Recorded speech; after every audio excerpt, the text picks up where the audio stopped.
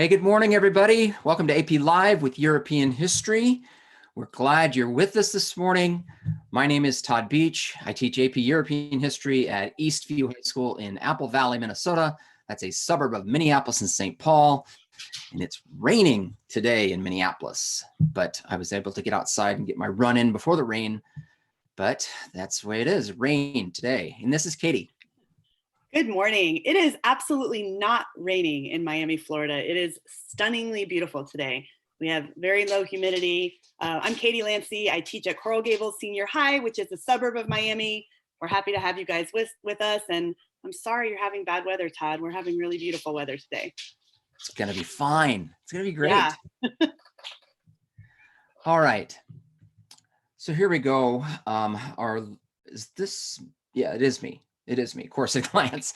our Learning at a Glance for this week. So here we are, we're on the 28th. We're going to talk about reform movements and then nationalism tomorrow, age of modernity, new imperialism, and then take a look on May 1st. We have another DBQ practice for you this Friday.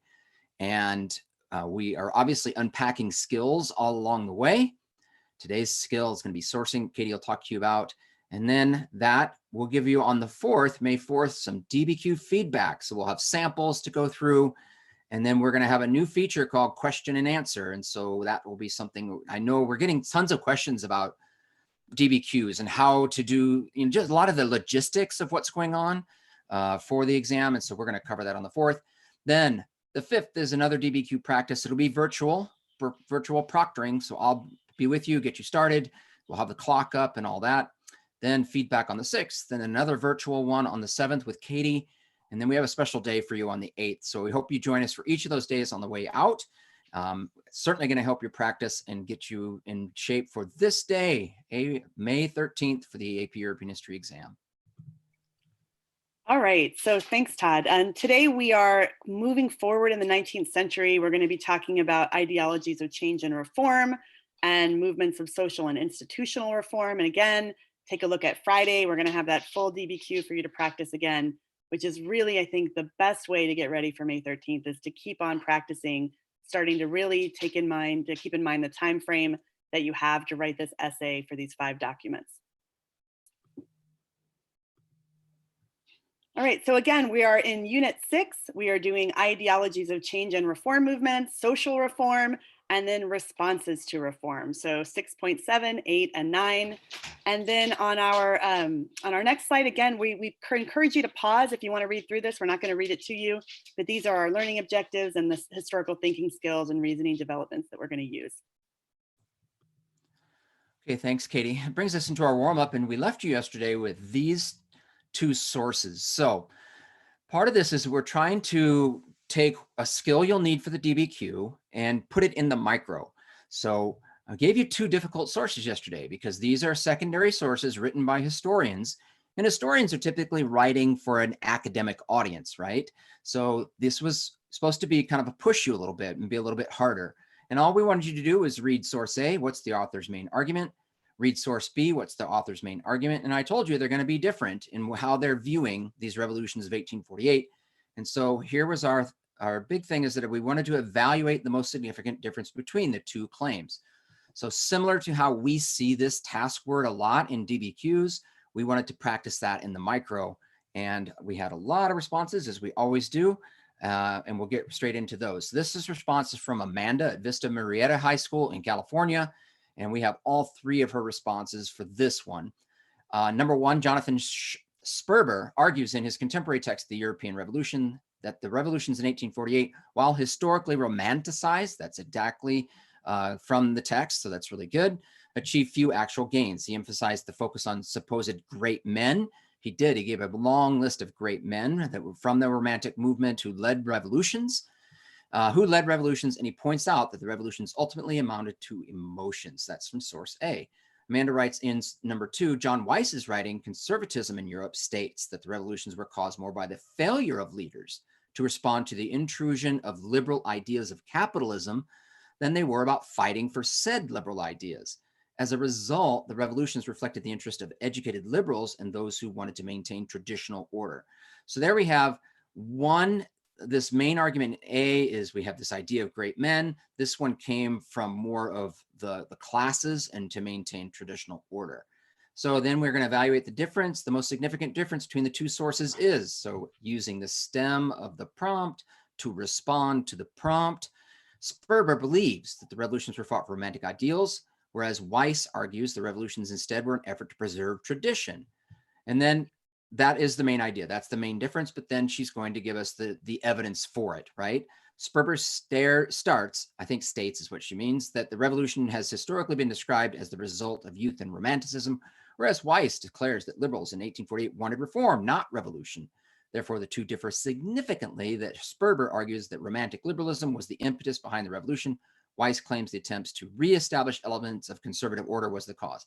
And so that's really well done, because I've given you sources that one is you have these liberal ideas being pushed, right? And then the other one is we're trying to maintain traditional order and who's going to win out. That is the revolutions of 1848, that great tension that took place. So really well done there, Amanda. This is just number 3 from Katerina at Moore Park High School in California. The two sources provided shared almost little to no common ground in terms of beliefs, instead shared countless differences. The most prevalent difference was the reason why the revolutions occurred. Source A argues the revolts were born out of spirit of romanticism, and the artisans and poets such as Byron chose to revolt for a nationalistic goal against conservative monarchies. On the other hand, B argued rather than against, the artisans and poets revolted in favor of conservative views, tried to restore order. The revolts were not a result of romantic influence, but instead an interclass struggle. I should have highlighted, that was really good, between artisans and liberal ideas. So well done there, Katerina. And then the last one is from Jack at Great Valley High School in Pennsylvania. Again, I just selected number 3. Both of these sources claim that the revolutions of 1848 are frequently portrayed inaccurately. The grounds on which they attribute this misrepresentation is where they differ. Source A believes they are embellished as large heroic movements, and I thought that was a really good characterization, and triumphs of the human spirit, when in the moment they accomplish very little. Source B claims the revolutions are characterized by liberal-centered movements, though the people underneath them were largely fighting for their way of living back. So that's a nod to conservatism. The radical liberals were only those who took charge and became the figureheads. So really nice response from Jack. So I hope some of you talked about in your emails with them, this was harder.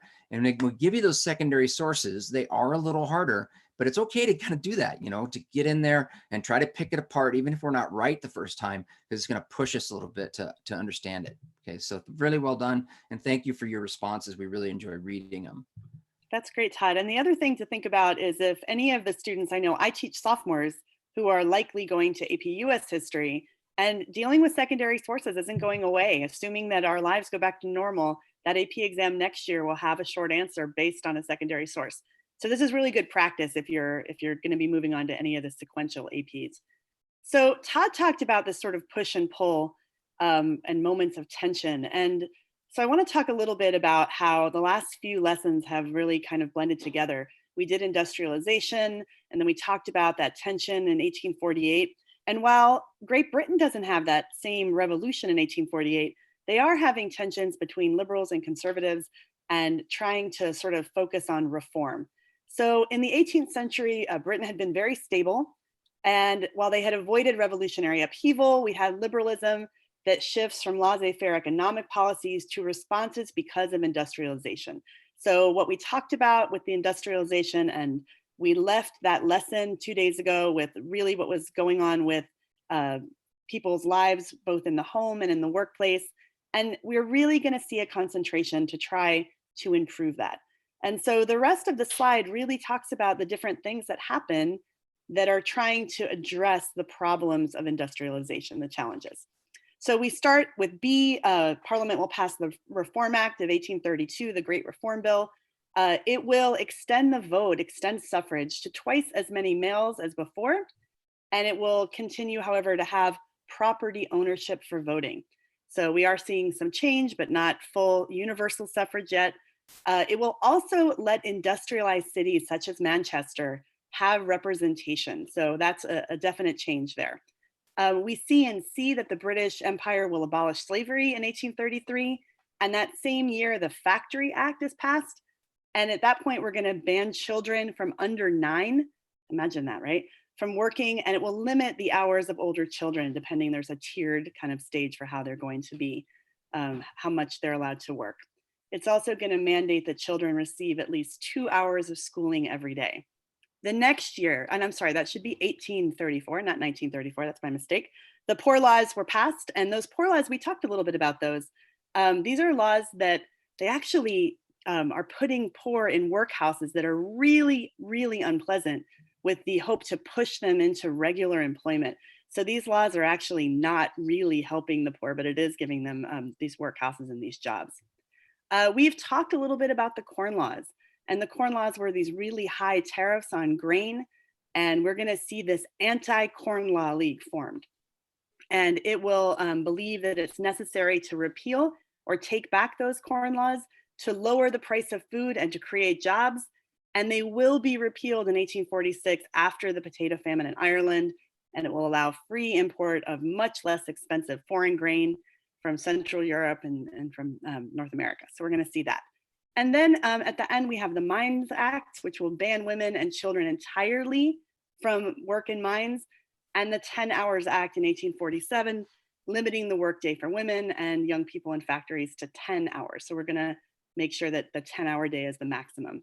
And the cartoon that's on the right is that John Bull character that represents the personification of the regular person in Great Britain, much like Marianne in France, is supporting the seesaw. And on one side on the left are the Tories, and then the other side are the Whigs. And this is that same push and pull with reform between liberals and conservatives going on within Great Britain at the time. So that's just right before the Great Reform Act that is passed. Great, Right, thank Todd. you, Katie. I really like that that image. It's a great image for that. This next segment is about talking about socialism. And so on this last DBQ, we had a document from Flora Tristan, the French female socialist. And some of you handled that really well because you'd learned socialism, and some of you weren't quite sure what to do with that. And you worked on the aspect of her gender, which is fine. But I feel like when you're given a document and they're telling you they're a socialist, you need to try to do something with that. And it's certainly relevant to the Industrial Revolution. So let's learn about socialism. We'll call this segment, Let's Learn Our French Utopian Socialists and Robert Owen. So early socialist thinkers believed that political revolution in France, industrialization in Britain, the rise of laissez-faire fomented a selfish individualism. This is what socialist thinkers believe.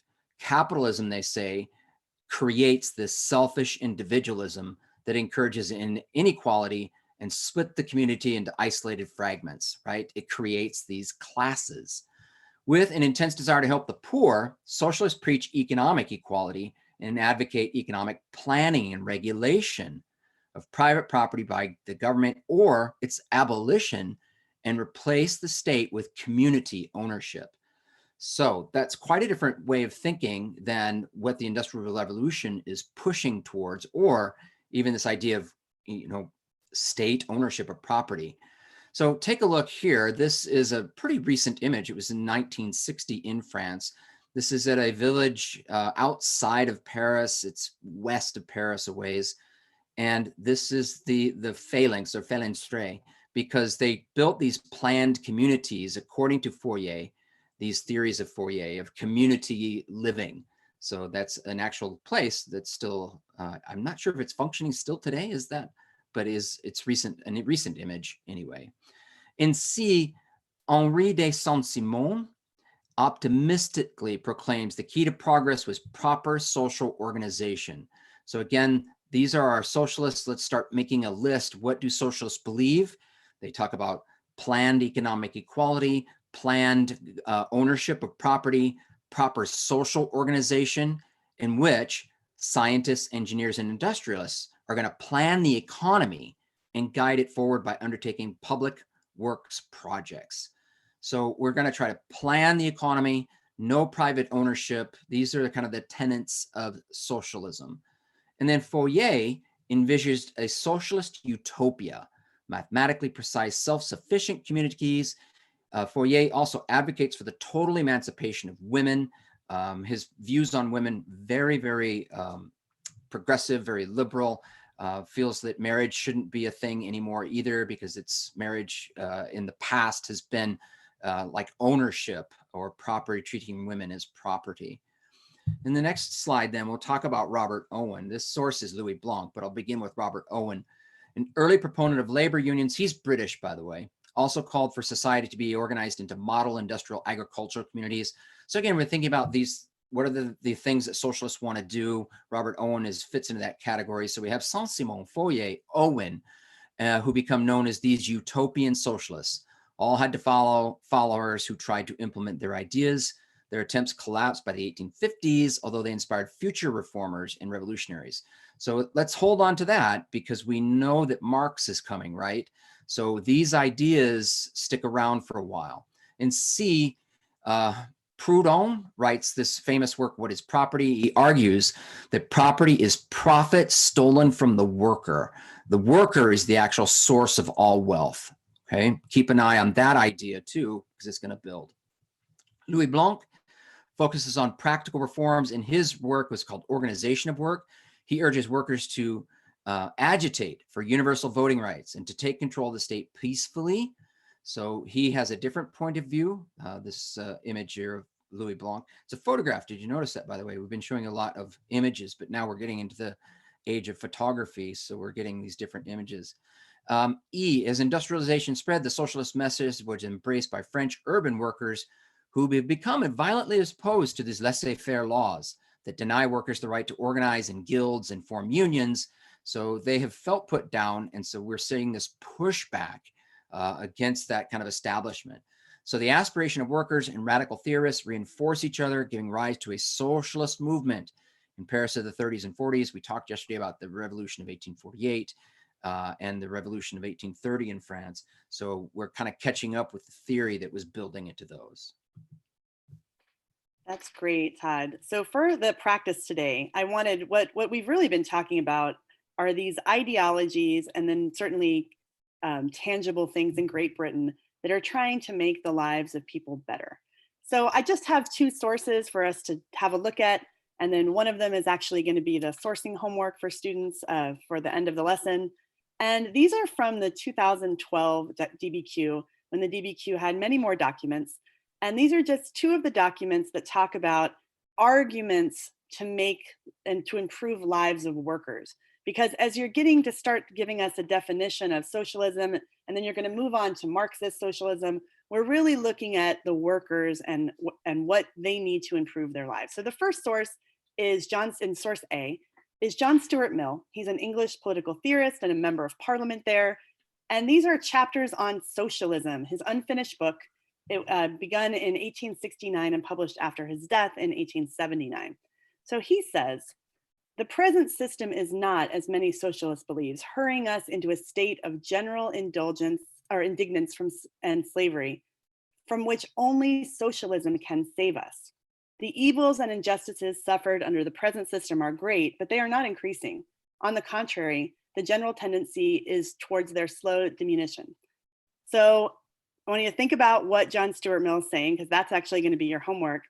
And then I want to look at source B and this other side of the argument, right? Because we're always thinking about the fact that, and we talked about yesterday when we went over the complexity point in the DBQ, it's always really nice to bring in this other alternative view of the evidence that you can explain. So this is Alexandre Millerand. He's a member of the French National Legislature, and this is a speech in 1896. And he says, socialism aims to assure to every human being these two advantages, liberty and property, of which men are deprived by the capitalist regime. We address ourselves only to universal suffrage. Our ambition is to bring about through this means the economic and political liberation of all. We demand only the right to persuade the electorate, and no one, I suppose, would attribute to us the foolish intention of resorting to revolutionary means. So these two sources are certainly looking at different arguments to improve people's lives. And the source B is certainly advocating socialism to do that. And then we'll talk a little bit about why source A doesn't, and I'll have you think about Mill's perspective in your homework. So these are just two different pieces of evidence, a little more simplistic than what you had to do for homework today with those secondary sources, but still thinking about having an alternative view of the evidence as you write that DBQ. All right, Todd. Great, thank you, Katie. So let's take our ideas of socialism and let's continue on this journey a little bit and talk about one of the more influential people, and that is going to be Karl Marx. So he's a German intellectual, and he's going to take the strands of socialist thought into a distinctly modern ideology. And so it will be branded Marxist socialism or simply Marxism. So let's try to figure out what he's taking from socialist thought and making different, okay? So Marx studies philosophy in Berlin before turning to journalism. Then he's forced to flee Prussia in 1843. He travels to Europe to promote socialism. He traveled Europe to promote socialism, often relying on his friends and colleague Friedrich Engels for financial support. So in C, after the revolutions of 1848, Marx will settle in London, where he'll spend the rest of his life as an advocate of working class revolution. He will write what is kind of his famous magnum opus Capital, which appears in 1867. He is trying, so this is what we're taking these Marxist or these socialist ideas, and how is he going to frame them into something a little bit different that we call Marxism.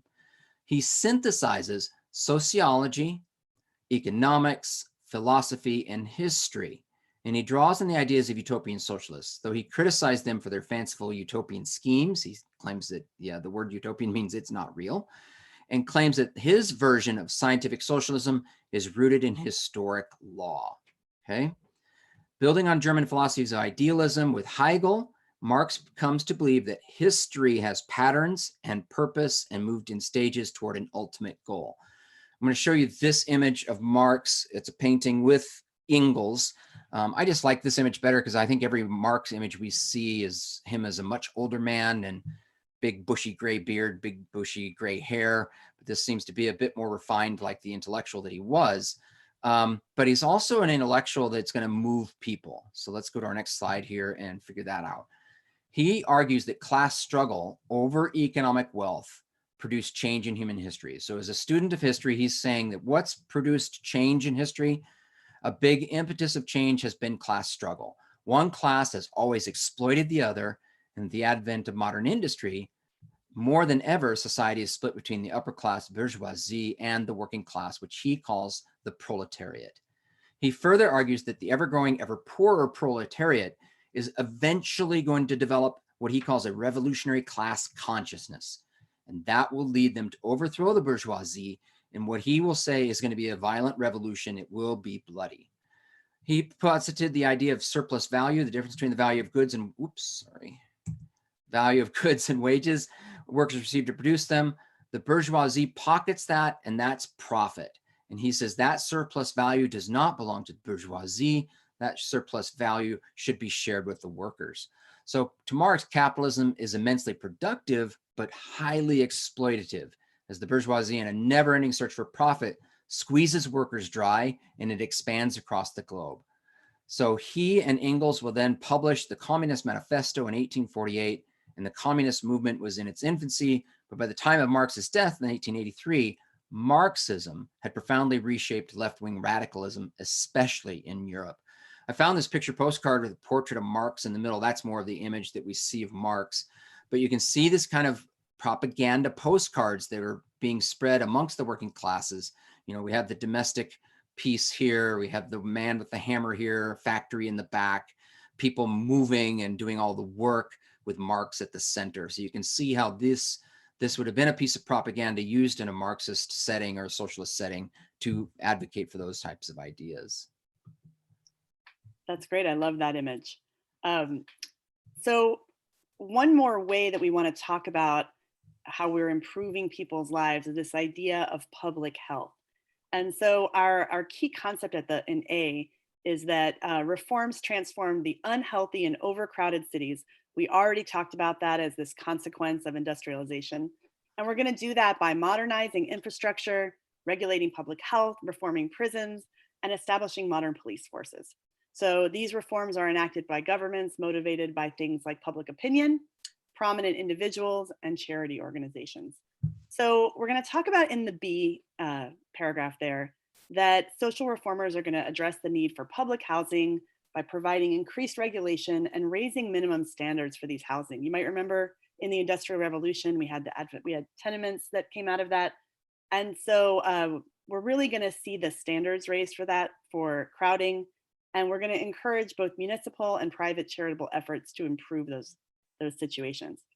One of the big fallouts in the C paragraph was the amount of sewage and what they did with it. So we're going to start to see sewers and treatment plants built to limit the dumping of that raw waste into local rivers, lakes, and seas. In D, this is pretty relevant today. We're going to have a breakthrough in understanding how poor drinking water and filth made people sick after Louis Pasteur developed the germ theory of disease. This is going to bring about dramatic improvements in hospitals and operating rooms, as not only wounds, but also equipment and hands, that's why I think it's pretty relevant today, and clothing are going to be sterilized. So we really start to see that as changing people's health. We're going to have an E, shifts in urban planning. So more effective urban planning is going to improve the quality of life by designing new streets. We have these tree-lined boulevards that are going to come out of this time. And we're really going to emphasize open spaces and parks. And then in F, we are going to see the development of mass public transportation.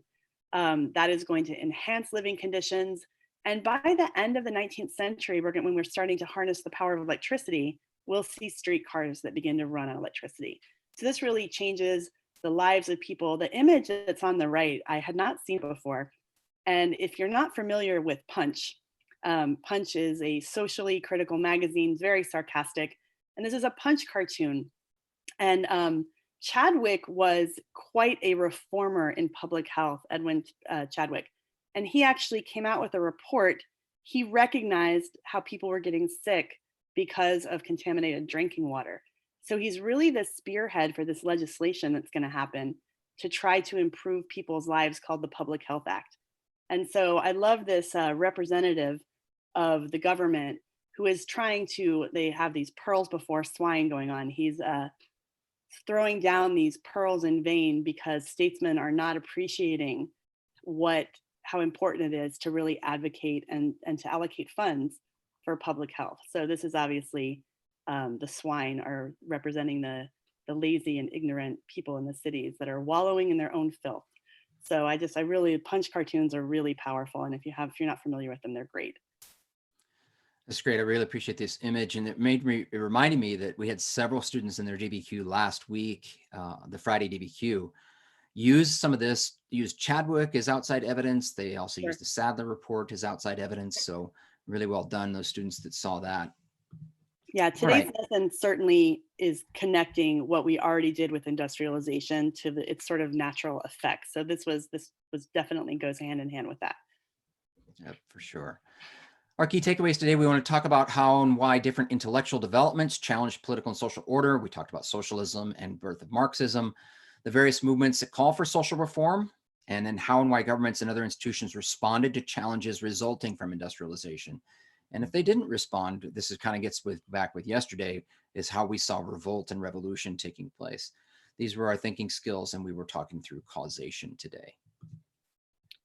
Great, Todd. So for our exam practice, we're going to go back to that document by Mill. Today's sourcing practice.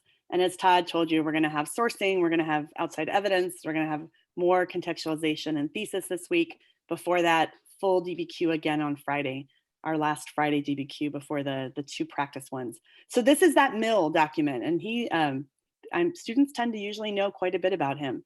And we'd really like you to try to use the format that Todd set up with you 2 weeks ago, using 1, introducing the source with attribution, 2, describing the content of the document, 3 is happing the source and making sure, and 4, that you include the why. Why is it important as it relates to your claim and argument? And then conclude, I did give you a document number this time, conclude the sourcing by indicating the document number, which is not required, but it is just best practice. And this was document 10 in the 2012 DBQ, when DBQs were much longer than they are now.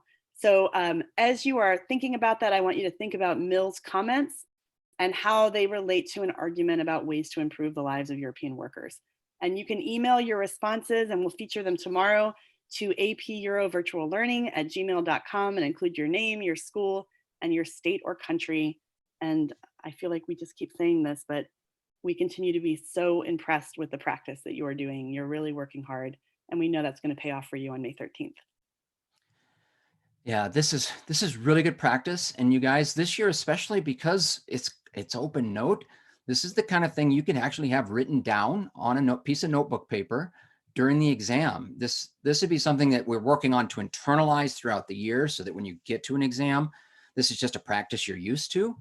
But if this is a new practice to you, then this is something you could kind of have out as you're kind of doing your DBQ on May 13th. And you can certainly have it out as you do the DBQ we have for you on Friday. It's good practice. We know that some of your teachers use a different acronym, which is great. You should certainly use that. We just wanted to give at least some structure to some of this work for some of you, okay? All right, our school shout outs, it's my turn to do these. I love doing these because I love looking up your schools and learning more about you guys. Chippewa Valley High School in the Clinton Township of Michigan, they are the Reds, the big Reds. And my gosh, you guys have amazing facilities because I was looking at your website. So cool. Penn High School in Mishawaka, Indiana, and they are called the Kingsmen. That's a cool nickname. I've never heard that one before. And Northern Highlands Regional High School in Allendale, New Jersey. And of course, if they're the Highlands, they have to be the Highlanders. So we really appreciate hearing from you guys. I love connecting with you guys.